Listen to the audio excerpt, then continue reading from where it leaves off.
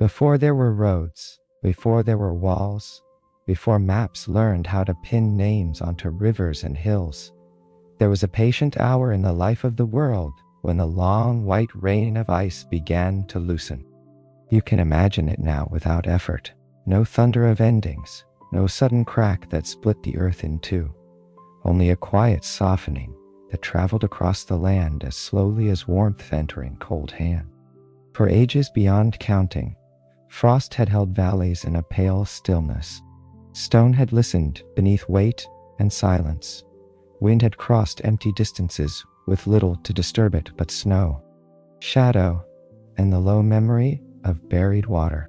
Then, little by little, the world changed its breath. At first the change was so slight that it belonged more to feeling than to sight. Light rested longer on the rim of the horizon. The air did not bite quite so sharply at dawn. The great frozen surfaces, once hard as thought and bright as bone, began to carry tiny dark threads where moisture gathered and disappeared again. A listener with endless patience might have heard a single drop striking stone beneath a shelf of old ice. Then another, then a pause so long it seemed the sound had only been imagined. But the land was waking, and waking lands do not hurry. They open in whispers. They return to themselves with the same caution that a sleeping creature uses when lifting its head and remembering where it is. If you let your mind rest there, in that wide hour after the deepest cold, you do not need to chase events. Nothing is being demanded of you. No battle is beginning. No empire is rising. This is a softer kind of beginning, the kind that arrives through texture and rhythm. The frozen ground does not vanish. It yields. The sky does not brighten all at once. It lingers a little more each day, laying pale gold across ridges, low plains, and the edges of water not yet fully freed. The world does not become new. It becomes possible. That is different and gentler. Possibility asks less of the heart than certainty. It only asks you to notice, so for a while you may simply notice. Notice the shape of a distant hill becoming less severe in the softened morning. Notice a veil of mist where none stood before. Notice the dark sheen of wet rock, the first faint scent of thawing earth, the way silence changes when it is no longer held tight by endless frost. Even the wind seems altered. It still travels far, but now it carries hints of moss, damp soil, and hidden streams under snow. Somewhere in the unseen distance, water is moving again. Somewhere, a valley is being remembered by its river. Somewhere, old pathways sealed in ice are waiting to be traced by hoof, paw, and careful human feet. And because nothing here changes quickly, your own thoughts may loosen with it. The mind, so often pulled forward by urgency, has no urgent place to go in this landscape. It can lie down beside the old stones. It can breathe at the pace of slowly brightening sky. It can accept a story in which endurance gives way not to noise, but to tenderness. If this quiet journey ever finds you on a restless night, you may return to it as often as you need, because this is a world that does not mind being visited more than once. It was shaped by repetition long before memory was written down. Melt, pause, light, dark, wind, stillness, again and again. The oldest lullabies are made of such things. Now the first waters are gathering. They are finding one another beneath crusted snow and along the seams of stone. They are learning the land by touch, the way a blind hand learns the grain of wood. In their slow return is the first true music of this gentler age, and if you listen carefully, you can already hear it forming. The first waters do not rush as if eager to be seen. They come back with the shy confidence of something ancient that never truly forgot its path. Beneath shelves of old snow, thin lines begin to slip through gravel and rootless soil. Droplets collect along stone ledges and fall into hollows worn by ages of pressure. Shallow pools gather in the quiet places first, in the folds of land where morning shade lingers. Their surfaces hold the sky like polished metal When clouds pass overhead, the newborn water learns how to mirror them. When dawn comes clear, it learns how to shine. Soon those still pools begin to join. A thread becomes a trickle, and a trickle, given time, becomes a small bright stream winding between black rock and thawing ground. It moves around what it cannot move through. It bends where the earth asks it to bend. It takes silt from distant slopes and carries it down into lower places that have waited a very long time to feel anything flow through them. The sound is soft enough to be missed by a hurried mind, but there are no hurried minds here. Drip into trickle, trickle into run, run into song. The world is beginning to speak in water, and the language is one of repetition, not surprise. As the days lengthen, the streams grow braver. They slide under thin skins of ice that still refuse to leave the shadows. They gather beneath overhangs where stone sweats and moss darkens. They widen among the low places, and the ground near them turns rich and dark, no longer pale with frost, but heavy with promise.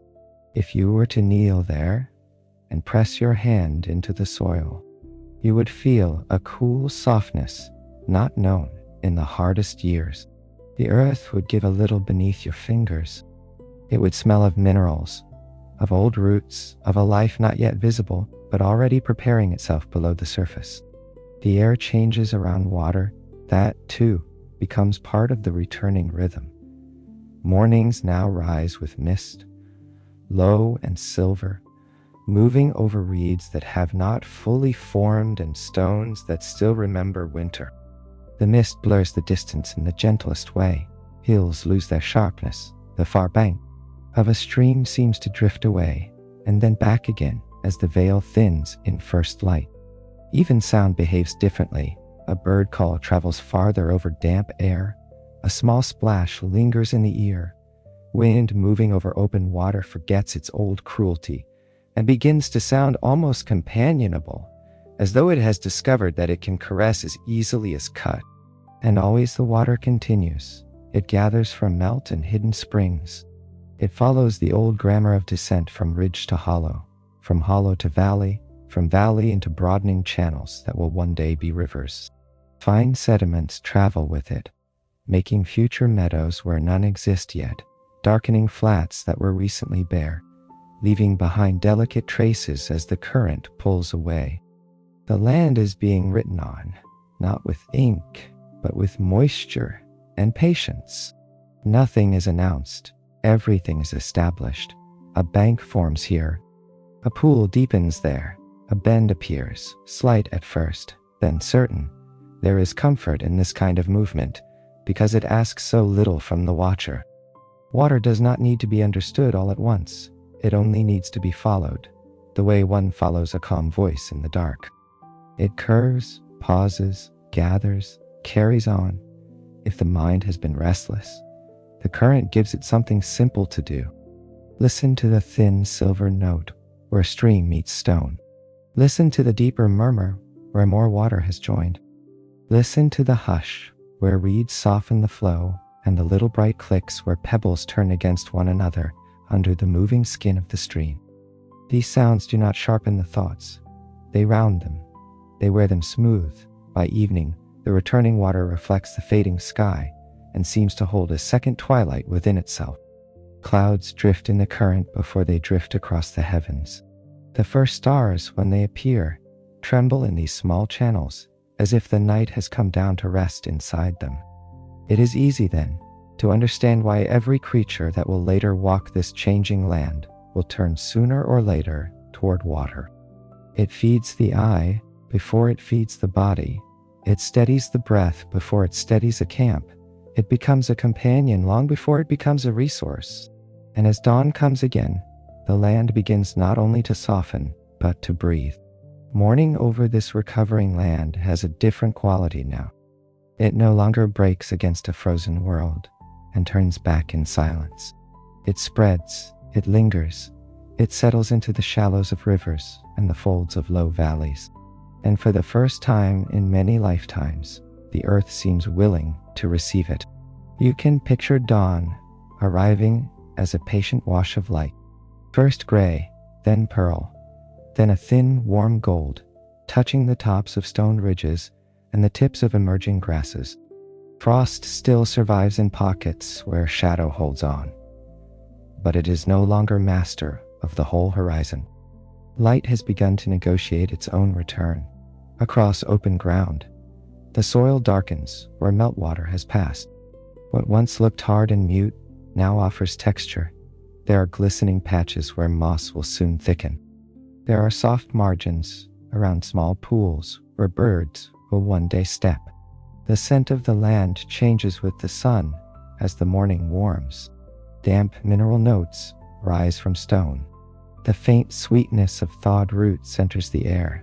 Even the old cold seems to grow gentler, as if it has learned to rest instead of rule. A person standing very still might feel this first not on the skin, but in the chest, as a loosening, as though the lungs themselves have found more room. Mist belongs to these mornings as naturally as light. It gathers over river edges and newly filled hollows, not in great dramatic walls, but in soft low drifts that make the world feel quiet and unfinished in the best possible way. The mist does not hide the land so much as soften its outlines. Trees are still rare enough that the open places remain wide, yet even those open spaces lose their severity beneath the drifting white. A slope far away becomes a suggestion. A curve of water appears and disappears. The boundary between earth and sky is briefly less certain. In such a world, attention becomes gentle.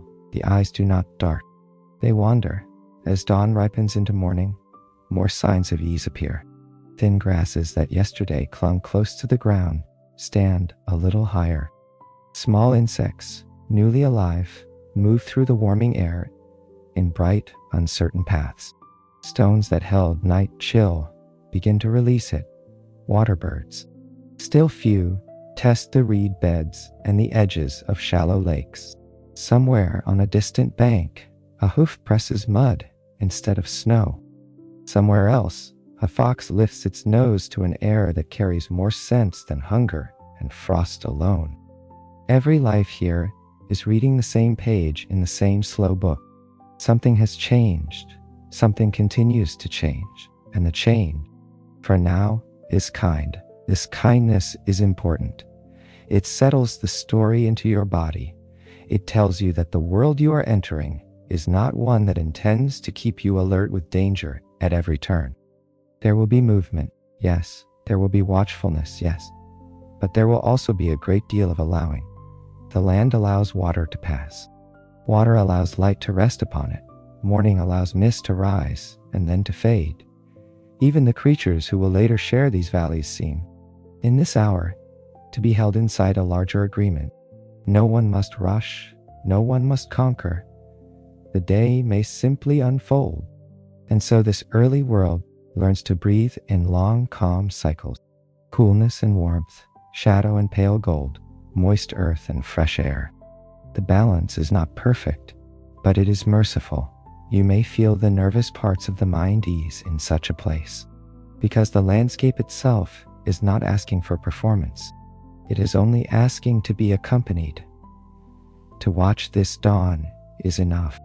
To hear the small current moving below mist is enough. To imagine the sun warming stone, grass, and skin, in turn, is enough. Sometimes enoughness is the deepest form of safety. Soon, as the days continue their patient work, the first thin trees will begin to gather along these banks and gentle slopes. Their roots will enter the soft ground with care. Their leaves will find the new light, and the open world, still wide with memory of ice, will begin to grow places of shelter. The first young forests do not descend upon the land in a single green wave. They arrive carefully, almost politely, testing the softened soil and the brighter seasons, one root at a time. Along sheltered riverbanks and on slopes where moisture lingers after dawn, slender trunks begin to appear. Birch comes lightly, pale and fine, its bark catching the morning in quiet gleams. Pine follows with darker steadiness, offering needles that whisper when the breeze moves through them. At first, these trees stand apart from one another, each in its own patch of promising ground. The spaces between them remain full of light. Nothing yet is crowded. The forest is learning how to begin, because it begins so gently. The change feels less like enclosure and more like welcome. Sunlight still reaches the ground in long bands. It warms moss spreading at the feet of stones. It touches the low shrubs that now hold tiny buds. It ripens berries in modest clusters, whose colors appear almost startling against the young green. The earth near roots becomes springy underfoot, rich with fallen needles, damp bark, and the first soft layers of leaf litter. In places where water seeps through dark soil, edible roots thicken. In clearings, grasses rise with quiet confidence, bending and lifting again under the moving air. Life is no longer returning in hints alone. It is settling in. You can feel how comforting such a landscape would be to anyone crossing it. Open plains have their own beauty, but a young forest offers a different kind of relief. Shade gathers there. Without becoming heavy, sound changes. Wind that once ran unbroken over distance now filters through trunks and leaves, slowed into murmurs. Rain, when it comes, is caught and softened. Moss accepts fallen twigs. Branches frame the sky without denying it. The world begins to hold pockets of shelter. Places where a traveler might pause at midday, where a child might sleep in dappled light, where a small group might feel the soft assurance of being briefly cradled by living things. Animals notice this before anyone speaks of it, because animals do not wait for names. Deer begin to test the edges where grassland meets thin woodland. Small birds choose higher branches for their nests, finding there a safer place to rest above damp ground. Foxes slip between shrubs with the easy certainty of creatures who understand cover. Insects hum in warmer afternoon air and disappear into stems and bark when evening cools. The forest is not a wall. It is a conversation between light and shade, openness and concealment, root and stream. That is why it soothes. It promises not total protection, which no world can offer, but a woven balance of exposure and comfort. The people who move through this changing country would feel that balance too.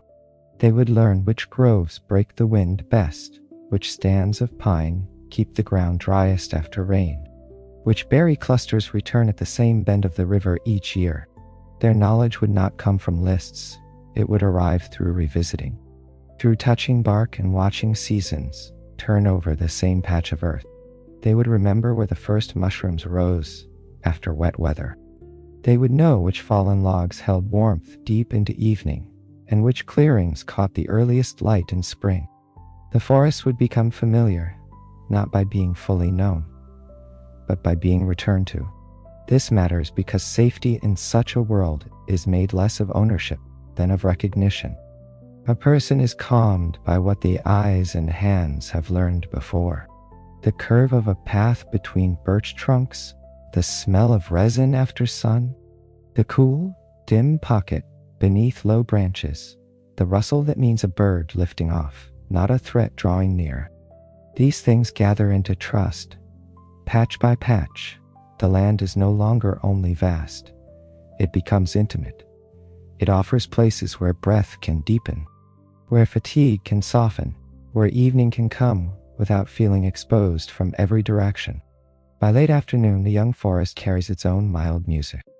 Needles whisper overhead. Insects hum close to the ground.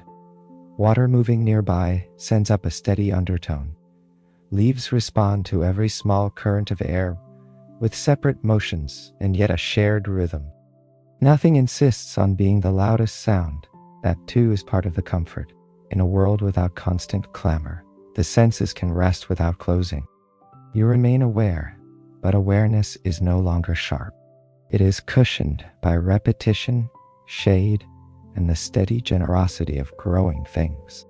And beyond these softened groves, where the land opens once more into broad meadows and river flats, older giants still walk the routes they have followed for generations. Their footsteps belong to a colder age, Yet they move now through a world that is beginning to change around them. Out on the wider ground, where grass spreads in long pale bands between river channels and low rises, the great animals of the older world still move with grave, untroubled authority. Their bodies seem made for distance, for weather, for memory carried not in words, but in the regular choosing of one path over another season after season. When mammoths appear on such a plain, they do not seem to enter it so much as complete it. Their dark forms, their swinging trunks, their long curved tusks, all fit the scale of the land. Even their slowness feels right, as if haste would look out of place around them. A mammoth herd travels as a kind of moving shelter. The larger adults keep an easy pace, and the younger ones remain close, slipping in and out of the spaces between thick legs and shaggy flank. Their hair, coarse and wind-stirred, catches bits of frost in the early hour and dust in the late one. When they reach water, they do not crowd it. They stand with immense patience, drinking deeply, lifting trunks wet with silver droplets, setting broad feet into mud that remembers them long after they have passed. Calves nudge against mothers. Older animals pause and look over the river valley before continuing. There is no sign of panic in such a group, only weight, habit, and the unspoken reassurance of belonging together. Not far from them, often at the edges where open land meets the first stands of trees, giant deer step with an entirely different kind of grace. Their bodies are leaner, their movements more alert, their ears quick to turn. The males carry wide antlers that seem almost too large to be real, branching into the air like winter trees reborn in living bone. Yet even this strange majesty does not disturb the calm of the scene. The deer move quietly through grass and sparse woodland, lowering their heads to feed, raising them again to test the wind. In their seasonal contests there may be force, but most of the time they simply inhabit the world with careful elegance, as though they know that awareness can be a form of peace. Farther off, perhaps where the ground is rougher and the shrubs thicker, woolly rhinoceroses keep to their own measured routines. Their heavy shapes carry an impression of solitary strength. Yet they, too, are mostly occupied with grazing, with sweeping snow or dry growth aside, with finding the next acceptable stretch of food and the next place where wind is less direct. Everything about this landscape, even its giants, feels governed by economy rather than spectacle. A tusk is useful, a horn is useful, thick hair, broad feet, powerful shoulders, all of it belongs first to living through the seasons. The beauty comes afterward, as a natural result of fitness and time. Around the herds, smaller lives provide a delicate shifting border. Hares flick through grass and vanish into hollows. Wild horses move in compact groups, their heads lifting in near unison before lowering again. Birds wheel above disturbed insects and settle farther on. Every creature seems to keep one ear tuned to water, one eye tuned to sky, and the rest of its being tuned to the ordinary miracle of continuing. This is what makes the open plains restful rather than severe. They are not empty, they are inhabited by patterns. To watch patterns is less tiring than to watch for shocks. For the human groups who pass through these regions, the large animals would offer more than food or caution. They would offer orientation. Mammoth tracks, pressed into soft ground, reveal where water lies ahead. The sudden stillness of deer reveals something sensed in the wind. Birds rising from one patch of reeds hint that another creature has moved there first. The land teaches through others, and the others teach without intention. A person resting beside a fire after such a day might not describe this in words, but the body would know it. To live among great beasts is to learn the scale of patience. The immense can move gently, the strong can travel without noise. The old can continue even as the world changes around them. Toward evening, the plains soften further, low sun turns hair, horn, and antler to bronze. The broad backs of mammoths gather amber light before dissolving into dusk. Deer become silhouettes against pale grass. The distances between creatures widen as each group seeks its own night rhythm. Out somewhere near a stream, the last insects hum in warm pockets of air. Somewhere else, a slow breath rises from a herd settling down. If you stay with that image for a moment, you can feel how awe here does not sharpen into excitement. It settles into wonder, and wonder, in its gentlest form, is one of the surest ways to quiet the mind. Yet, no land is shaped only by those who graze and wander in peace. At the edges of movement, among long grass, stone shadow, and the hush of evening, other eyes are watching. Their presence changes the rhythm only slightly, but that slight change is enough to keep the world alive. Predators in this old young world do not arrive like a shouted warning. More often, they are known by absence first, a hush among birds, a pause in the grazing of deer, a horse lifting its head and holding still for longer than before. The hunters themselves move with a careful economy that belongs to deep intelligence and long practice. Wolves travel by reading scent and distance. Cave lions rest in shade until shadow deepens enough to favor patience. Even the saber-toothed cats, whose great teeth might seem dramatic in the imagination, are less creatures of frenzy than of precise timing. Nothing here wastes itself if it can help it. This is why their presence need not disturb the calm of the night. They are not intrusions into peace. They are part of the balance that allows peace to remain meaningful. The herds cannot drift without awareness. The riverbank cannot belong to one thirst alone. The young forests cannot shelter only the small and harmless. Life deepens when each being must read the world with care, and care itself can be calming when it does not tip into fear. Watchfulness in such a place is quiet. It sits in the body like a small steady flame, not an alarm. Imagine a line of wolves far off at dusk, gray against grayer grass, pausing to test the wind before moving again. They are not yet closing in. They are deciding. Their gait is easy, almost fluid, because they do not squander motion. Or think of a great cat lying low near a stand of brush, its body still enough to resemble part of the earth. What matters is not violence. What matters is stillness so complete that the whole landscape seems to narrow around it.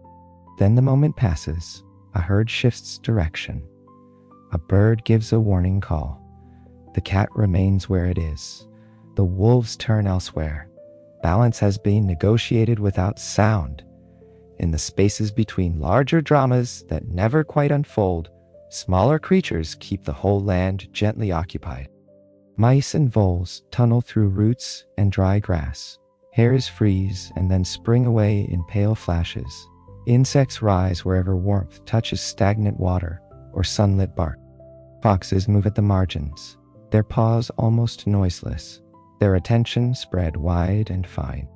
This layering of life prevents emptiness from ever fully settling on the plains or in the woods.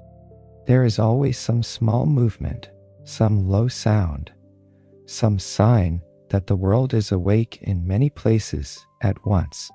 For a listening mind, that kind of aliveness can be more soothing than silence itself. Human beings walking these changing lands would have learned to receive such lessons humbly. A child might be taught not by direct warning, but by watching an elder stop and tilt their head when birds fall quiet. Another might notice that the deer are all facing one direction and understand, without needing explanation, that something unseen is present. Knowledge would pass in glances, in pauses, in slight changes of pace. The body becomes literate before language names what it knows. That too belongs to the deep calm of survival, lived close to the ground. Much can be understood without being spoken loudly. And then, once the moment of alertness has passed, the land returns to its safer music. Herds lower their heads again. Birds test the air and resume their restless work. The stream that was ignored during the pause continues over stone without any awareness that attention had briefly tightened around another thing. Return to safe is built into the pattern here. Tension rises only enough to remind every creature to remain inside the world, then eases again into movement, feeding, drinking, rest. Nothing is allowed to linger too sharply for too long. Even danger, when it is distant and resolved, becomes part of the wider lullaby. This is one of the hidden strengths of the landscape. It knows how to absorb intensity and release it. A startled heartbeat can settle beside a river. A watchful gaze can soften under young pines. A group that felt the edge of uncertainty in open grass can later gather around embers and breathe in quiet relief.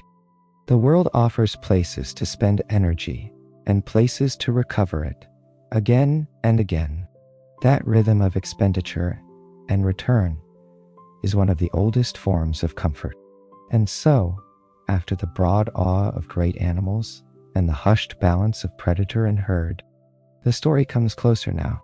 It leaves the wide plain for a little while and follows a trail of footprints, smoke, and warmth toward the small human camps that glow softly beside the evening water. When the scale of the story narrows from valley to camp, something in the heart usually eases. After wide distances and the measured movements of herds, a low human fire feels like a promise kept. Not a promise of permanence, because these people do not build to stay forever in one place, but a promise of warmth for this night, these hands, this circle of breath and shadow. You can picture the camp near a bend in the river, where the ground is dry enough to rest on, and the bank slopes gently toward fresh water. A few simple shelters stand there, made from wood, hide, and careful arrangement rather than excess. The smoke rises straight if the night is calm, or leans a little if the breeze has not yet gone to sleep. The group is small, perhaps several families moving through the season together, perhaps fewer. Their belongings are modest because they must be carried, repaired, remembered. Yet nothing feels lacking. Stone tools rest beside skins, bundles of gathered roots, lengths of cord, bone needles, water vessels, and half-finished tasks that can wait until morning. The fire is tended with respect, not as spectacle, but as center. It softens food, dries damp hands, keeps the edge of cold from the body, and gathers everyone into one shared pool of light. Around it, faces appear and disappear as flames shift. Hair glows bronze, then brown, then almost black. A child turns in sleep. Someone adds a branch, and the sparks rise briefly, then vanish into the dark where the stars are beginning. What makes such a camp deeply calming is its temporary honesty. Nothing pretends to be more fixed than it is. These people know the land changes, and so they travel with it. They return to favored places when seasons allow and leave them when water, game, or weather suggest moving on. Home is therefore not a single structure. It is a practiced arrangement of closeness. Home is the way hides are tied against wind, the way embers are banked beneath ash to keep a little heat until morning, the way sleeping places are chosen with older and younger bodies in mind, the way someone always remembers where the tools were set down in fading light. Stability is made through repetition, not walls. Listen closely to the camp, and the sounds are all small ones. A low murmur between two adults while they sort fibers. The faint crackle of sap in a burning branch, the soft huff of someone settling down. Water at the bank repeating itself nearby, a child breathing through sleep. Somewhere out in the dark, perhaps the distant step of an animal or the brief call of a night bird. But these outer sounds only make the inner circle feel warmer by contrast. Return to safe happens here almost without effort after any day of walking, watching, or working. The camp gathers the scattered senses and lays them down where firelight can reach them. Food, too, belongs to this calm. Nothing lavish, only what the season and the day have offered. Fish from the river, when they are available, roots lifted from damp soil, berries saved from eye. The afternoon, perhaps meat dried or cooked slowly, so that it gives its strength back gently. Preparing it is not hurried. Hands know the order of simple tasks. A vessel is held steady. A knife edge is turned just so. Someone passes a piece of food to another without needing many words. Hunger is answered not by abundance, but by sufficiency. And sufficiency can be one of the most restful feelings of all. Enough water, enough warmth, enough light to finish what must be done, enough companionship that the night does not feel empty. Children, in such an evening, drift between wakefulness and sleep. They absorb everything, even when they seem not to be listening. The smell of smoke in fur and hair, the orange pulse of ember and flame, the outline of familiar shoulders bending over work, the security of hearing known voices while darkness thickens beyond the fire. These impressions settle into them before any formal lessons do. Long before they can travel far or shape tools with skill, they learn what safety sounds like. It sounds like steady work, low speaking, river water nearby, and a fire that does not go out. Even the dark outside the camp is not entirely other. It is simply larger. The same wind that crosses the river also moves the shelter edges. The same stars above the trees also watch the sleeping circle below. The same land that asks for attention by day offers, at night, a broad protective quiet to those who know how to rest inside it. A human camp in this age is never separate from the world around it. It is a soft knot tied in the world for a few hours. A bright temporary center held inside larger darkness and larger peace. By the time the fire lowers to coals and the first deeper sleep begins to settle on the camp, hands are still busy with one final kind of work. Stone is turned, bone is smoothed, fibers are twisted, the smallest, most patient crafts continue in the near light of the embers, and with them, another form of memory quietly takes shape. There is a special calm in watching skilled hands perform familiar work by firelight. The body, even when tired, seems to recognize the rhythm and trust it. One person turns a flake of stone against another, guiding force into shape rather than striking blindly. Another smooths the shaft of a wooden handle with patient passes of palm and thumb. Someone threads a fine needle made from bone and draws it through hide with a movement so practiced that it feels less like labor than like breathing. These are not grand inventions announced to the world.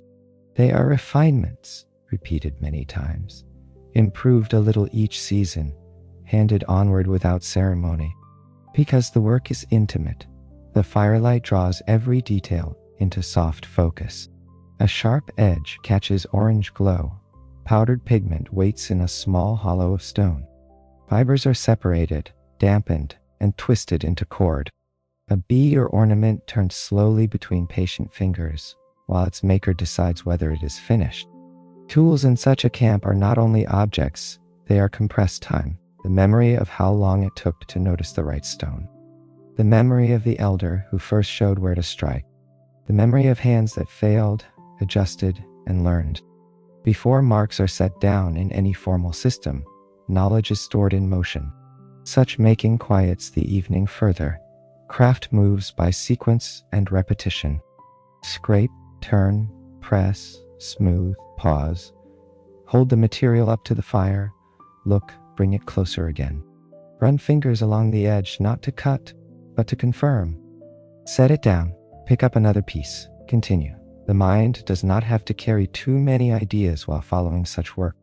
It may rest inside procedure, and procedure, when it is slow and caring, becomes almost musical. The tool is being made, yes, but the maker is also being settled by the making. Children watching from blankets or warm hides begin to learn in this way long before anyone asks them to repeat the motions. They see how the stone is not forced, but persuaded. They see how patience saves effort. They see that a good handle fits the hand, and a strong seam depends on tiny, even choices made one after another. In later years, they will remember these images in the body first. A certain grip, a certain angle toward the light, a certain softness of concentration around the mouth of the person doing the work. Teaching has already begun, though few words are used. This, too, returns the story to safety. Knowledge is being transferred in a calm room of darkness and flame. Sometimes craft crosses quietly into art without anyone needing to announce the difference. A carved line on bone follows the curve of a remembered antler. A bit of red earth mixed with fat is pressed onto skin or stone in a shape that means more by feeling than by argument. A shell or tooth becomes ornament, not because ornament is necessary, but because beauty is another kind of memory. In a world where everything must earn its place, the small space left for beauty feels especially tender. It tells us that usefulness alone has never fully contained the human hand. And because these acts are done near the center of warmth, they carry warmth into the future. A well-made needle mends many skins. A strong cord secures many bundles. A finely shaped point may feed a family days later. Even a little carved token may comfort the hand that holds it. The future, in this world, is prepared not through sweeping plans, but through accumulated carefulness. One edge honed, one knot tied, one seam closed against the cold, one child noticing how it is done. Slow workmanship becomes quiet protection. Eventually, the tools are set aside and the hands themselves rest open in the fire's fading glow. The work has not ended, only paused, and pause belongs to the same rhythm as effort. Outside, the river keeps moving, as it always has. By morning, it will still be there, bright and guiding, ready once again to teach whoever travels beside it how to move through the land with patience and attention. When morning returns after such a night, the river is often the first thing to catch the eye and the last thing the mind fully leaves behind. It is more than a line of water through the land. It is a companion that changes without becoming unfamiliar, a guide that never speaks in words and yet teaches continuously. If you follow it at first light, you see how it receives the sky before the earth has fully awakened. Mist rises from it in thin lifting strands. Small ripples hold pale dawn in broken silver.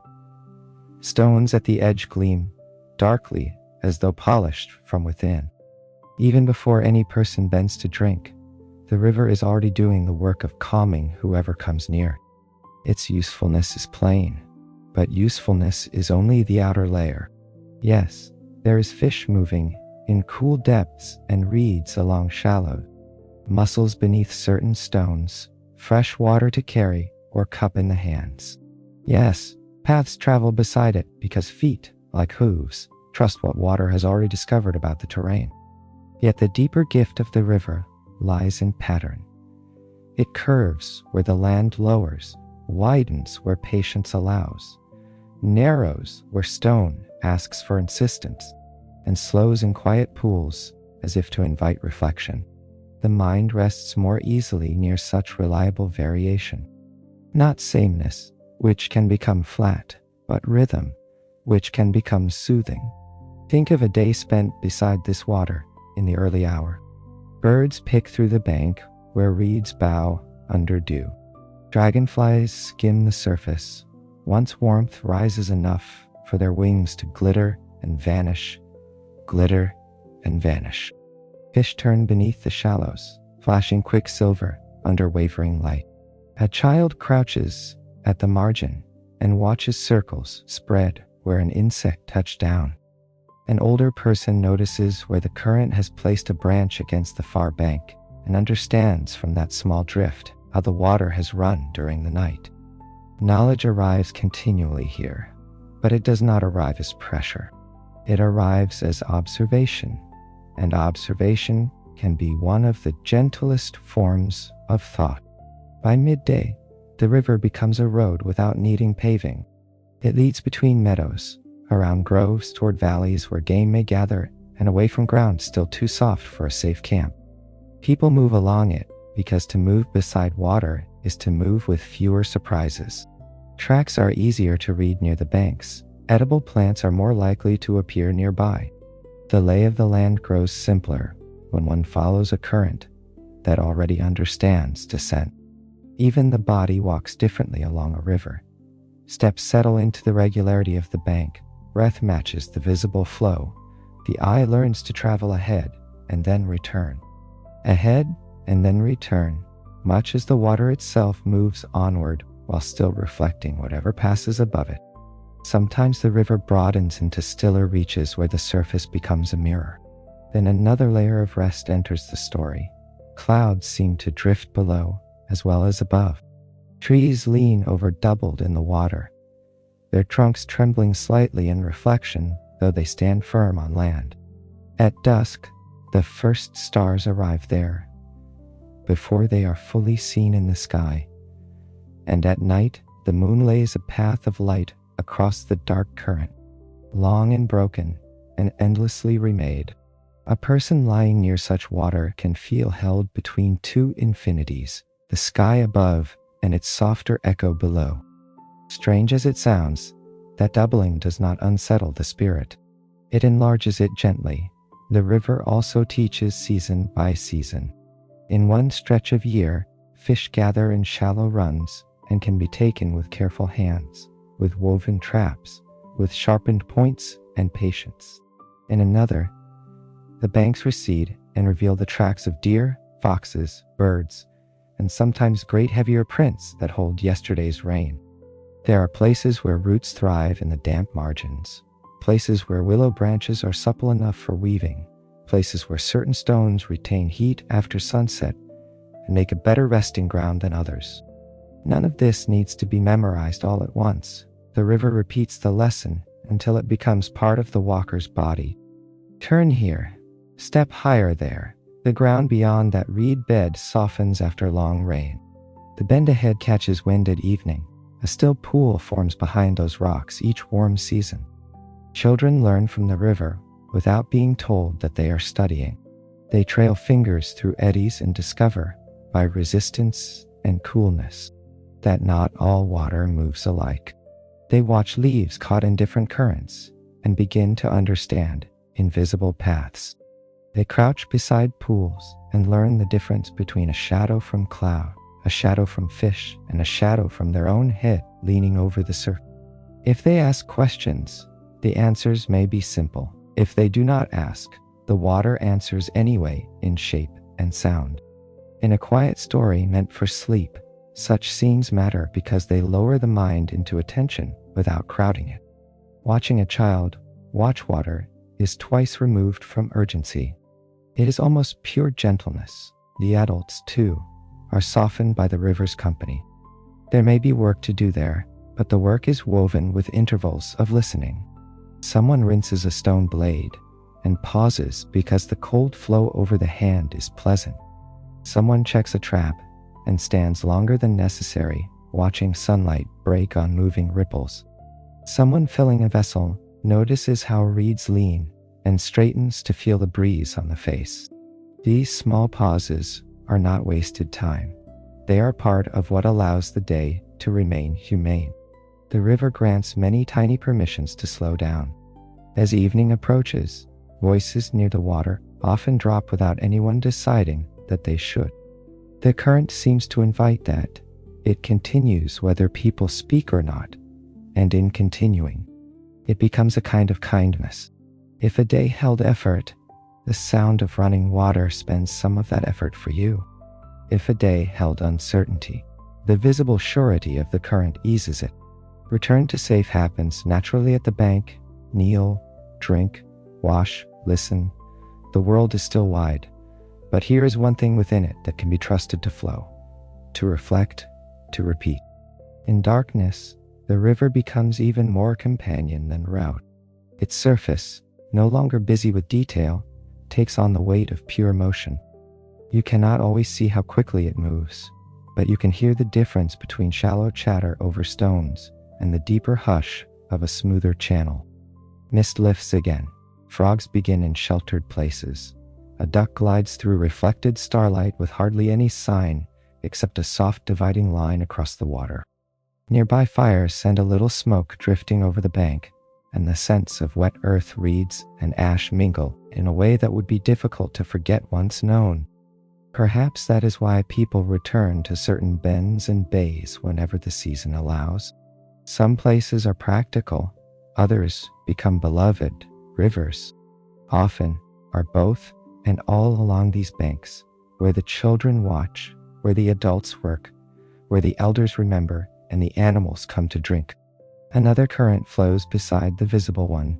It is the current of memory, carried in the voice, in song, in gestures repeated by firelight after the day's walking ends.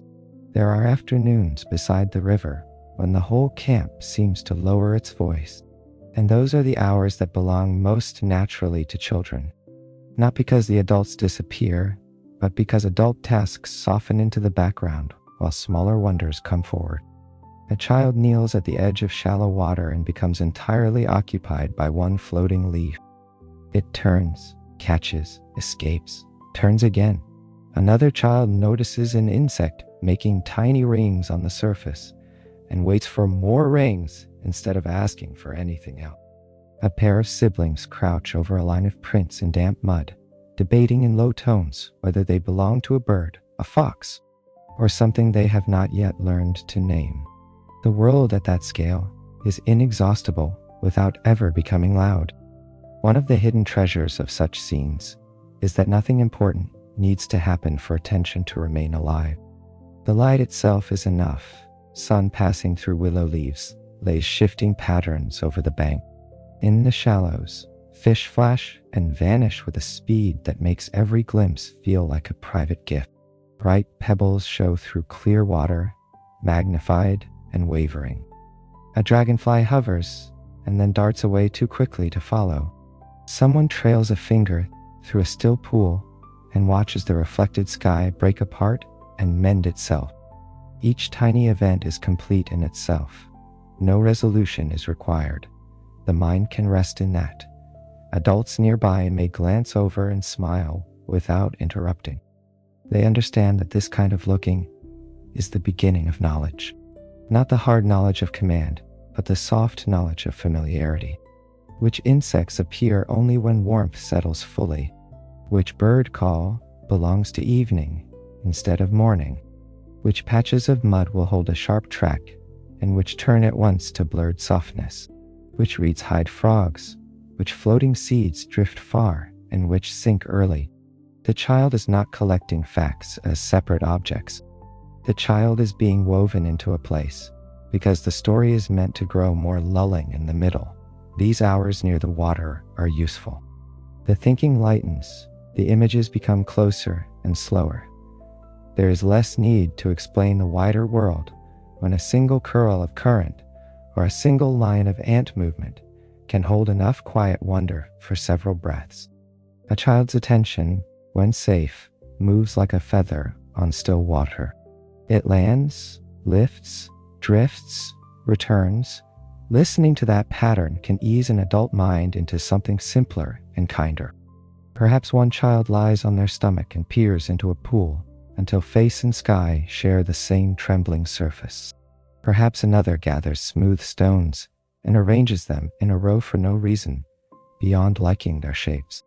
A third listens to reeds rubbing together in the wind and tries to imitate the sound under the breath. No task here is urgent, no lesson is announced, yet memory is forming all the same, deep and lasting. Years later, the grown body may not remember a specific day, but it will remember the feeling of warm mud near the wrist, the smell of wet grass, the brightness of late sun on water, and the security of hearing camp sounds behind while the river moved ahead. As shadows lengthen, the children are gathered back almost without noticing the moment when play becomes drowsiness. Faces are wiped, hair is smoothed, a hand is offered to help one small body up the bank. Return to safe arrives again, not because danger interrupted anything, but because evening naturally calls everyone inward. The light softens, the fire is built up, the river darkens into mirror, and before full night settles, voices begin to shape memory into another form, one even more suited to traveling across generations than footprints in mud or ripples in shallow. Before anyone carves a record into durable marks, memory must travel by living means. It travels in the body, in the ear, in repeated phrases, in melody that returns often enough to be loved. So, when evening lowers itself over the river bend and the first stars begin to appear between branches, the camp enters another rhythm. Someone lifts a simple flute made from bone or reed.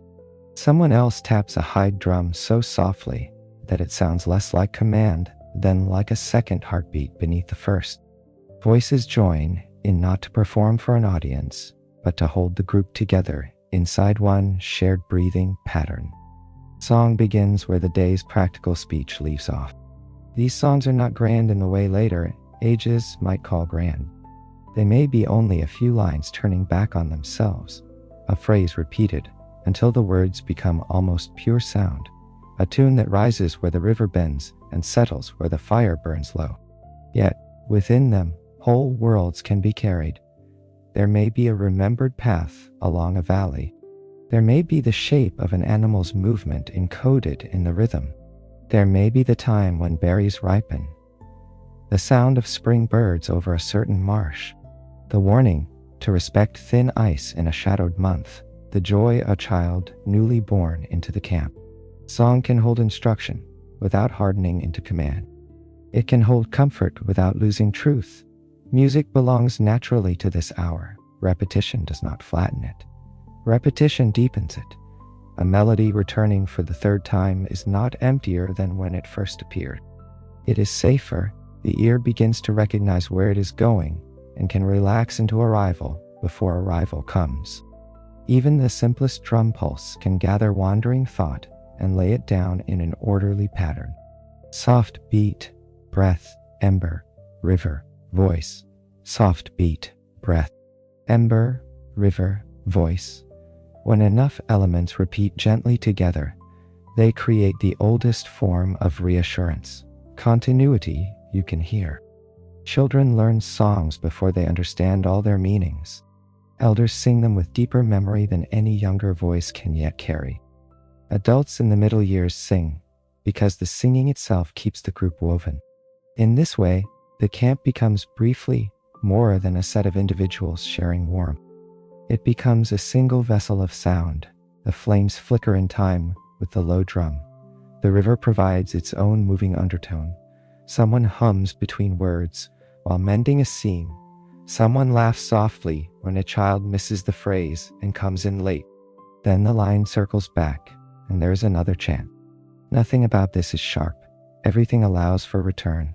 Sometimes the songs lean toward story. A line about a herd crossing at dawn leads to another about frost at the bank. A remembered hill enters the tune. A star appears in it. A grandmother's voice carries a phrase that her grandmother sang before her. So history survives not as fixed dates, but as emotional weather. You do not need to know exactly how many winters have passed since a certain river first shifted its course in order to feel, in the melody, that the change mattered and was endured. Songs teach what should be remembered and how it felt to remember it. That is a subtler wisdom than any plain instruction could offer. There are quieter songs too, almost not songs at all. More like braided hums shared while hands continue simple work.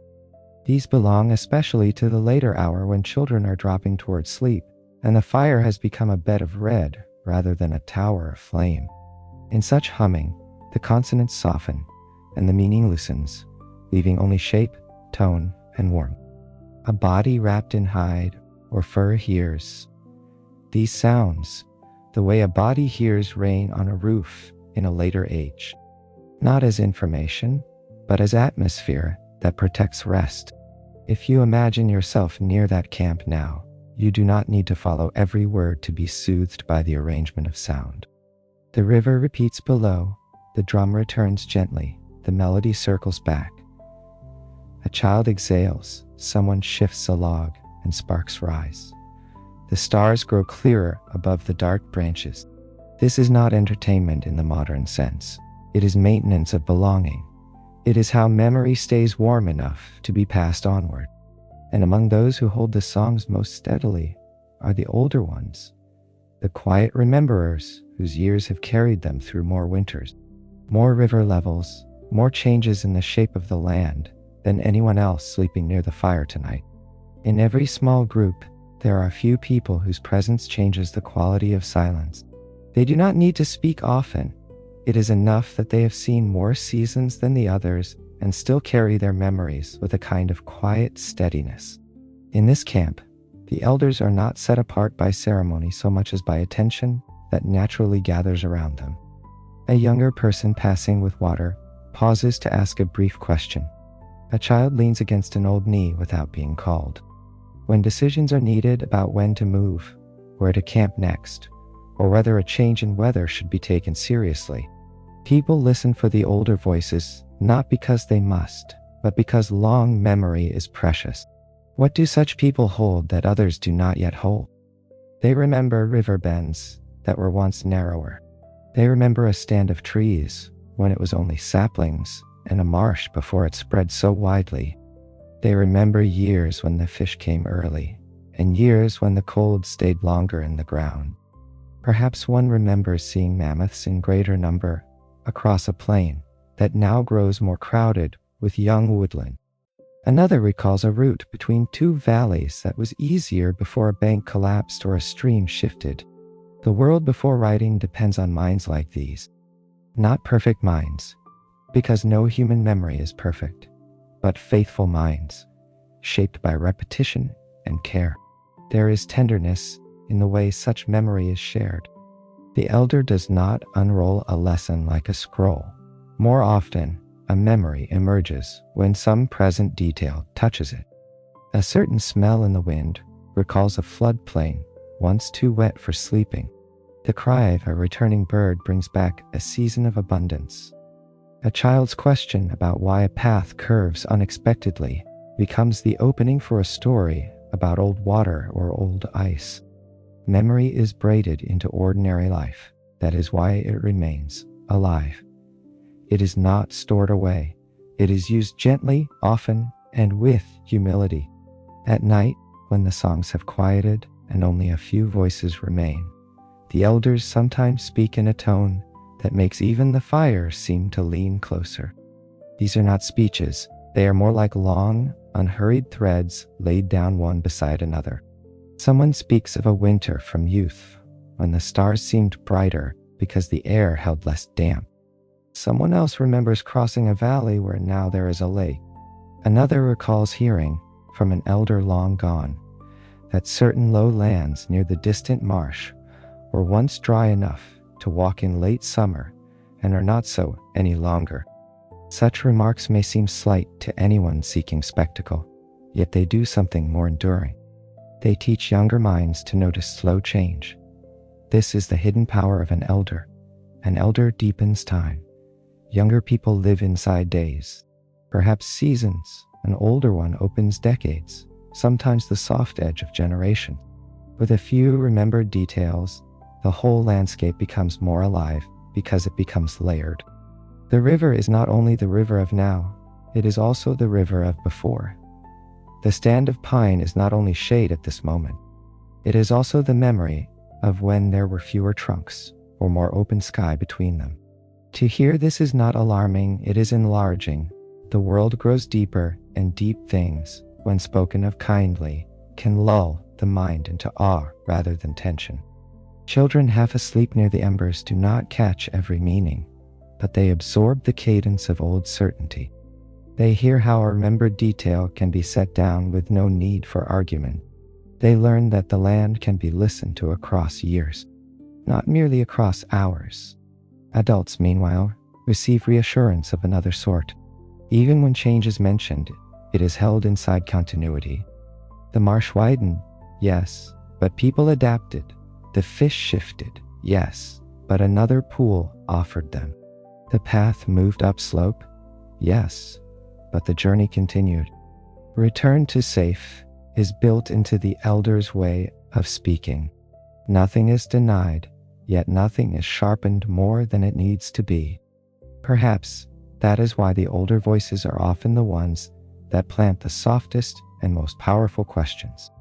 Not questions asked to provoke, but questions left in the air like drifting sparks. Did the river always sing this close to camp? Was the mist once thinner in this valley? Did the cold linger this long in the years when the oldest mammoths were more common? Questions such as these do not demand answers tonight. They only widen awareness. They encourage careful living.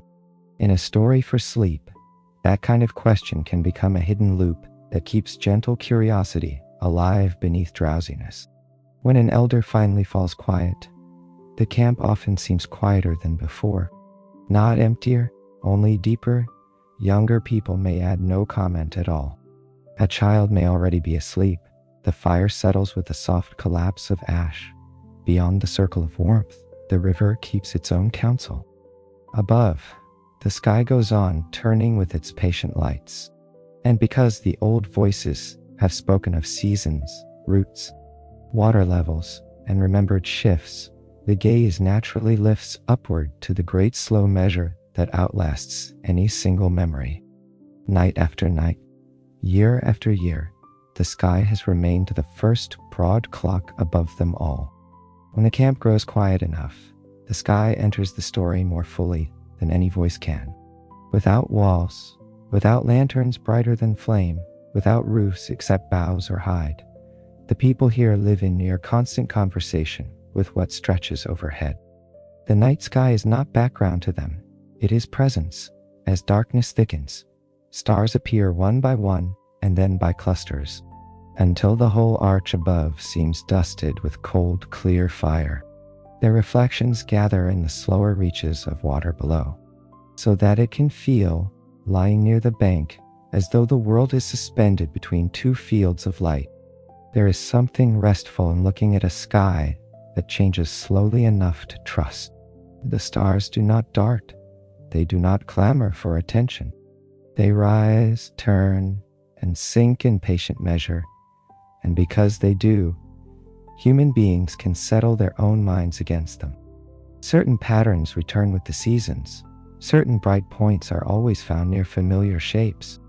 The moon waxes, thins, disappears, and returns, its light sometimes washing the whole river plain in silver, sometimes leaving the stars to do the subtler work alone. No one here carries a clock of metal and gears, yet time is still known. It is known in the angle of a constellation over the trees, in the place where moonlight falls on a shelter wall, in the way dawn reaches camp later or earlier as the season shifts. For a person drifting towards sleep, this celestial order is another form of return to safe. The stories of water, animals, and changing ground all belong to the earth's more intimate movement. The sky reminds the body of a larger steadiness beyond them. Rivers may widen, forests may thicken, herds may follow new routes, but above all that, the stars continue their silent practice. This does not erase change below, it simply holds it inside something wider, and what is held within something wider usually feels less frightening.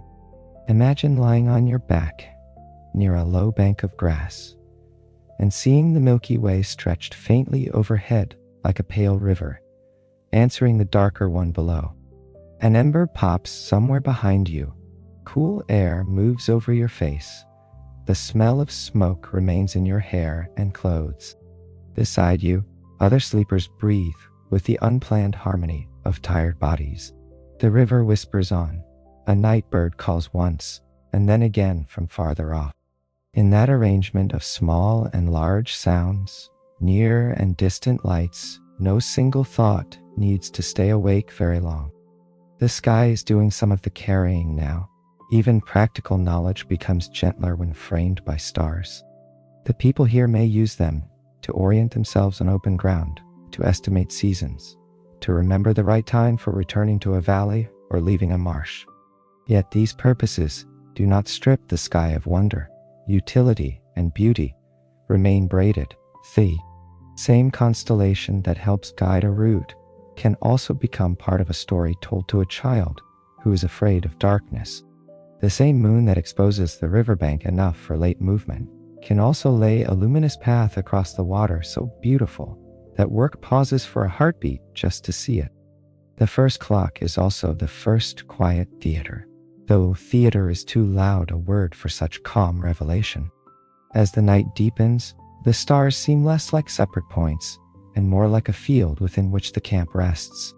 The shelters, the people, the river, the trees, even the distant grazing animals are all contained beneath it.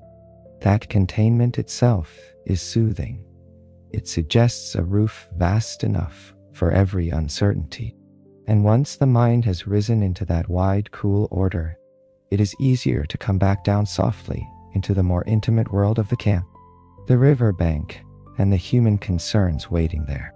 Because even under the steadiest stars, the land below continues to alter in tiny ways. The people who sleep beneath this sky are beginning to notice signs so subtle that they almost disappear inside the ordinary. Almost, but not quite. At first, the signs of change are so modest that they could be mistaken for mood. A certain patch of ground near the reeds stays damp longer after dawn. A bank that used to hold firm under bare feet now gives a little at the edge. Mist seems to rise more often from a low meadow beyond the usual season. None of these things would force alarm. An alarm would not suit the people living here anyway. They survive by noticing, not by panicking, so they notice. One person remarks that water has reached a root, usually left dry. Another shifts the sleeping places a little higher than last time, without making much of the choice. Attention moves quietly through the camp like a second current. Tight. The elders hear these details and do not interrupt them. They add their own. A bend upstream feels fuller than in years past. A route across a low flat is slower now in late summer because the ground holds moisture where it once cracked.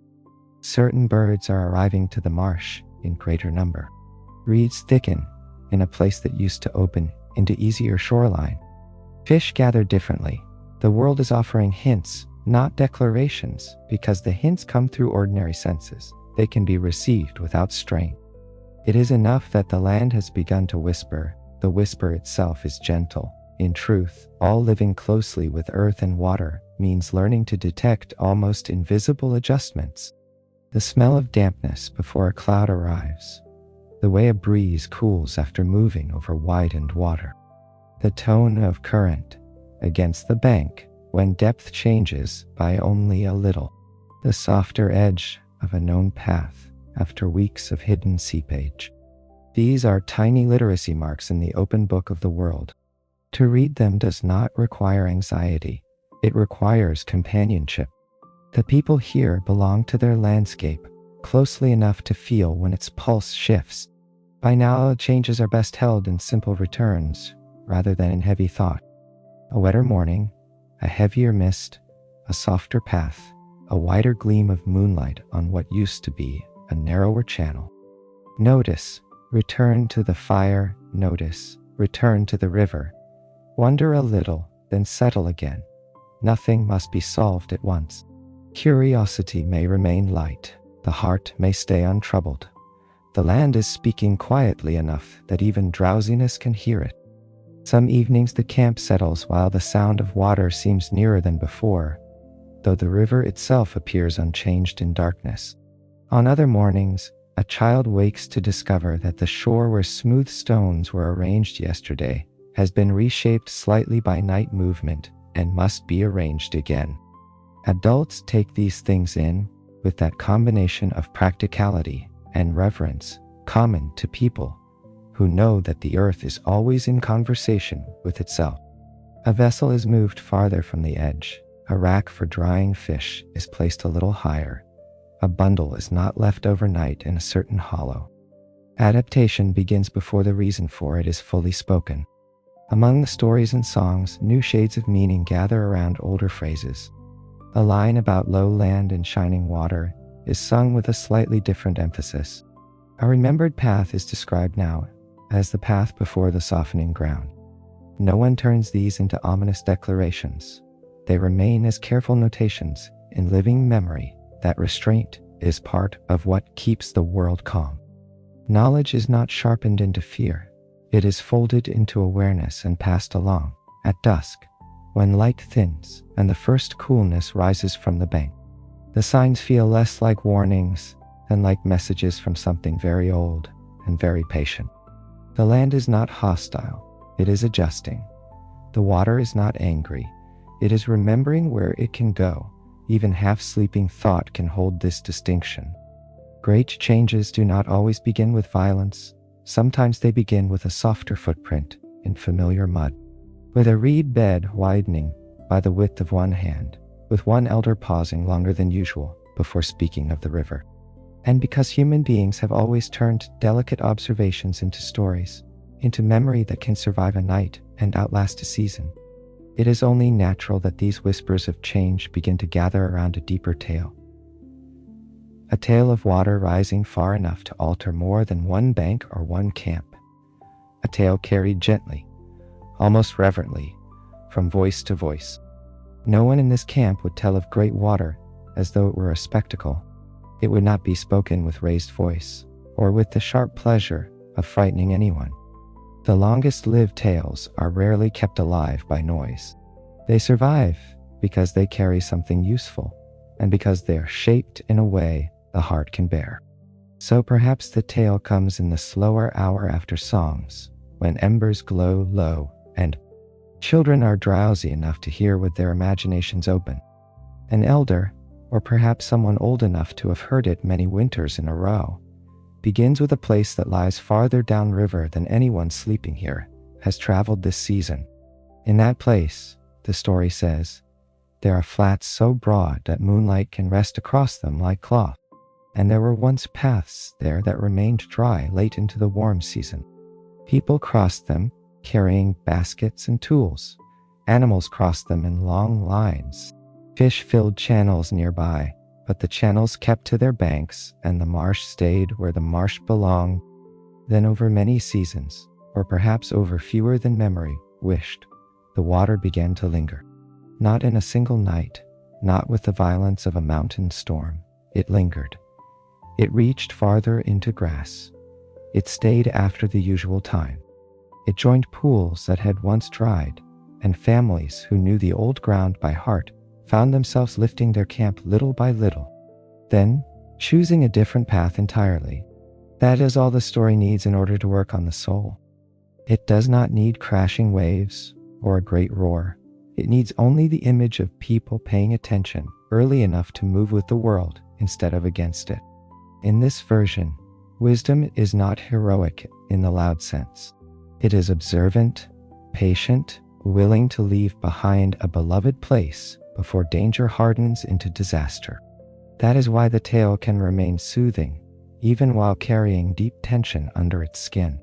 Its hidden question is not whether the water can change the land. Of course it can. The hidden question is whether people can notice change gently enough to remain in relationship with it. Perhaps the tale includes signs that return each time it is told. Birds gathering where none used to gather, reeds thickening at the edge of a known track, fish appearing in shallower reaches than before, the smell of still water moving inland on warm evenings, children who once played far from the bank told to play a little closer to camp, nights when moonlight glimmered across a new skin of wetness where the ground had always been dark and dry. These details give the story its truthfulness. They feel less invented than remembered, and because they echo the small changes the present camp has already begun to notice, the old tale seems less distant than perhaps anyone admits aloud. Yet still the telling remains tender. Someone pauses to add a branch to the fire. Someone hums agreement under a remembered line. A child nearly asleep asks whether the people in the tale found another place to rest. And the answer is yes, of course they did. Such stories would not be passed down so carefully if endurance had not accompanied loss. The answer matters. It returns the circle to safety. Change may come, ground may soften, water may widen, but people can move. People can learn. People can carry warmth, song, tools, memory. Home can be made again. There is a deeper softness still beneath all this. The tale of great water is not only about the future, it is also about the past, that already made the present world. After all, these people live in a landscape shaped by melt and release, by old ice turning to streams, by streams turning to rivers, by rivers laying down rich soil where forests now rise. Water has always been making and remaking the places they walk. To speak of greater water, then, is not to invite an alien force into the story. It is to recognize a larger version of what has always been true. The same element that nourishes can also rearrange. The same companion can ask for a little more room. If you listen carefully, you can feel how such a story plants a hidden loop in the mind without making the mind feel trapped. One part of you drifts with the warmth of the fire and the softness of the voice. Another part wonders, very quietly, what the elders know, what the river remembers, what signs tomorrow might reveal in the reeds and on the bank. Curiosity remains, but it is wrapped in stillness. It does not wake the body. It only keeps the dream slightly open. Then the story ends as the best old stories often do. Not with a hard moral, not with a sealed conclusion, but with an image. Higher ground, firelight again. People listening to water from a new place and teaching their children the signs they must notice in turn. The image rests there, among the embers. No one insists on explaining it further. Outside the circle of light, the river goes on in darkness, sounding very near, and the night gathers everyone back into its slower breathing. After a tale like that, the camp does not become tense. If anything, it becomes more quiet, as though everyone has been led a little deeper into the night and now prefers to remain there. This is the hour of embers, rather than flames. The wood has settled in on itself. Red light pulses low inside ash and darkened logs. Every now and then, a small orange seam opens and closes as the heat shifts. Nearby, the river continues with a steadiness that now feels almost intimate, no longer merely heard but inhabited. Mist lifts from the bank and drifts through the lower air, making the spaces between people, shelters, and reeds feel softly joined rather than separate. Hands that were busy earlier slow to simpler gestures. A blanket or hide is drawn a little higher over a sleeping child. A tool left too near the edge of light is nudged inward with a foot, so it will be easy to find in the morning. Someone leans to blow very gently into the coals, and then decides there is enough warmth after all. The remaining motions are all mercifully small. They do not ask the mind to rise. They invite it to descend. Water is hushed now, fire a soft heartbeat. Mist a veil, stars distant witnesses, breath the final quiet metronome. Listen now to the layers of the night. Closest is the breathing of sleepers. Uneven at first and then more settled.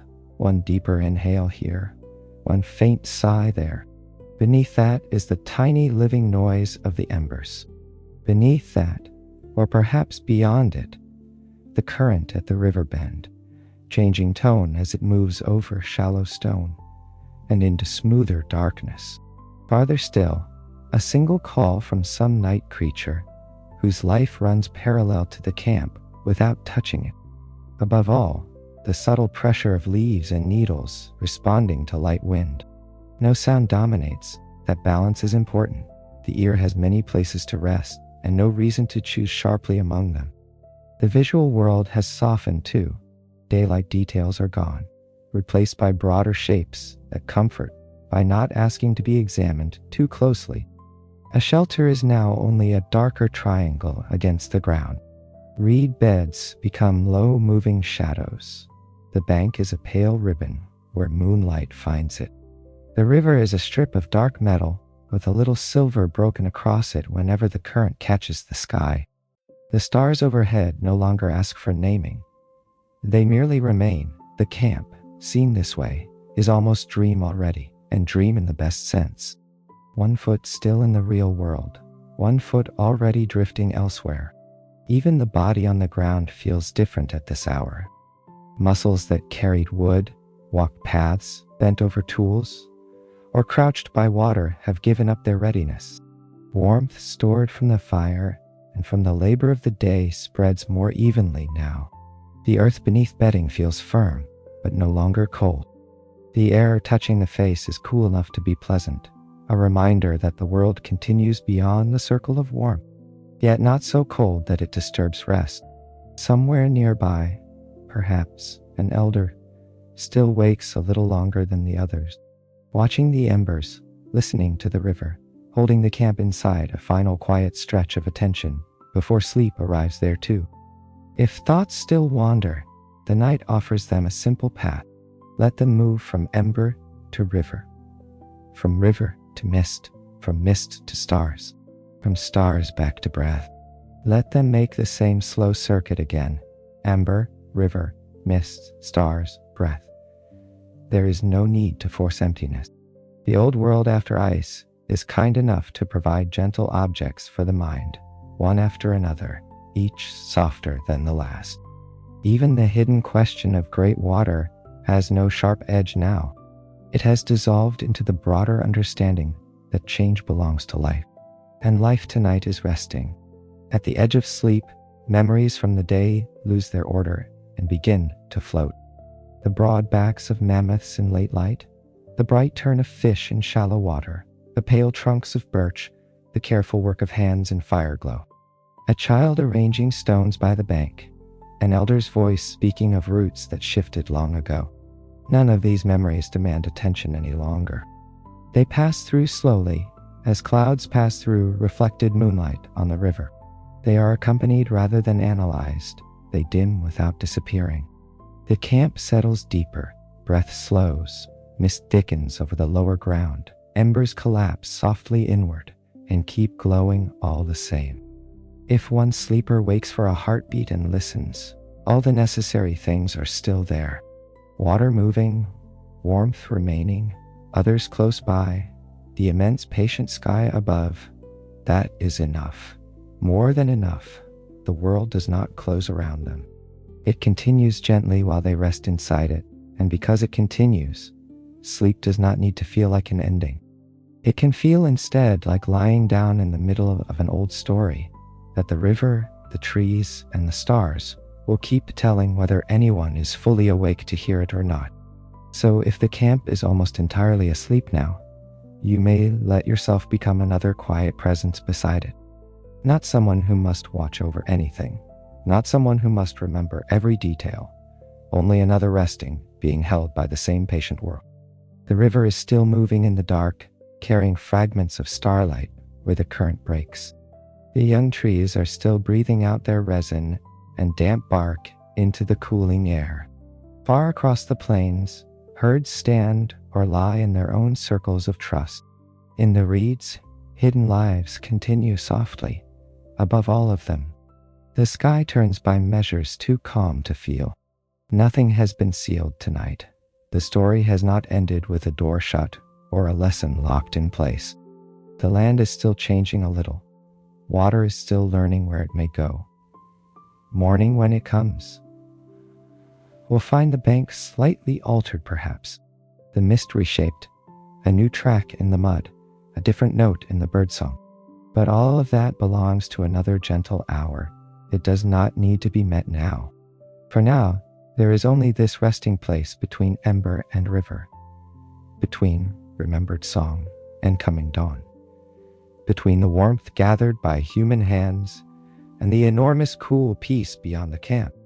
If a final image is needed, let it be a simple one.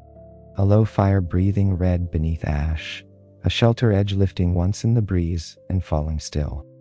Moonlight stretched in broken silver along water. The outline of sleeping figures close together on the ground.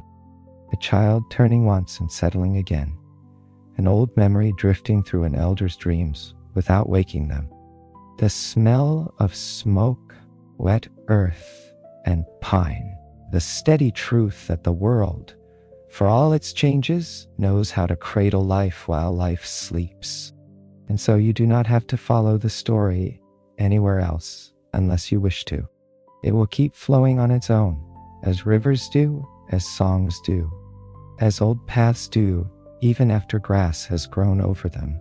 You may remain here at the bank where the mist moves slowly and the embers keep their quiet color, while the stars continue above and the water continues below, and somewhere beyond, thought the first light of another distant morning begins its patient approach.